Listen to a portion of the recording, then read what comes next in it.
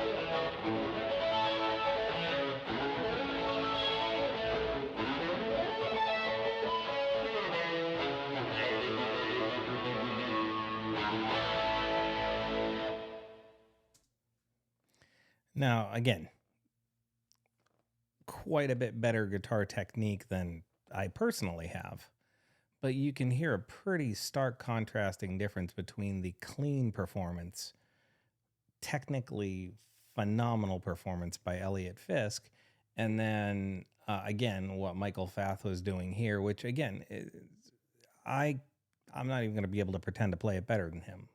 I'm not even close, frankly.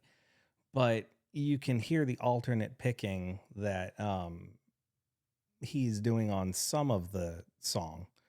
It's like there are portions in there where he's actually playing it sort of technically correct in the sense that he's finger picking and trying to get the parts to work. But there are other parts in there where he's playing with an alternate picking style or a sweep picking style.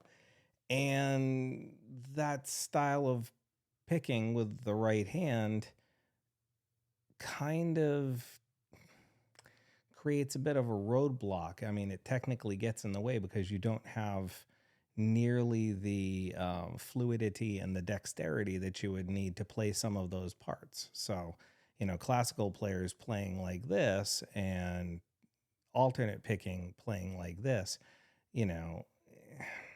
again, it's a little bit of acrobatics. And so you can hear in the distorted tone the hitches and the glitches that actually occur because of that alternate picking technique and the needing of jumping positions on the fingerboard as well as picking positions.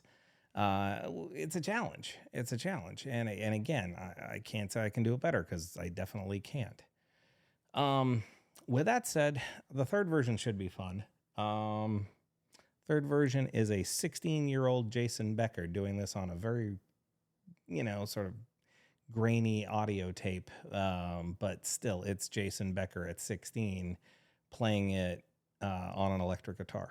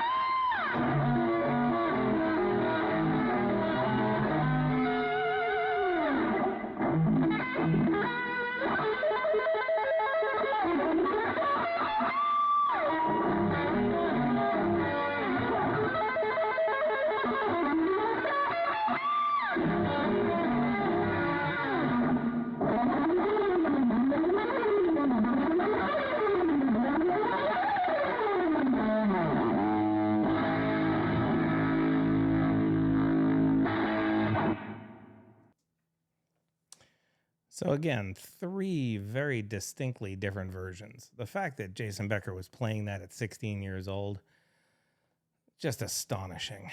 Now he used some different techniques in there where he incorporated a little bit more of his right hand in a finger tapping style in a few different positions to sort of compensate for what he would have had to, acrobatically jump through if he had just used alternate picking. But he did not go full fingerstyle classical a la Elliott Fisk. I, in some instances, would actually say that the Jason Becker version at 16 was actually performed more cleanly than the Michael Fath version.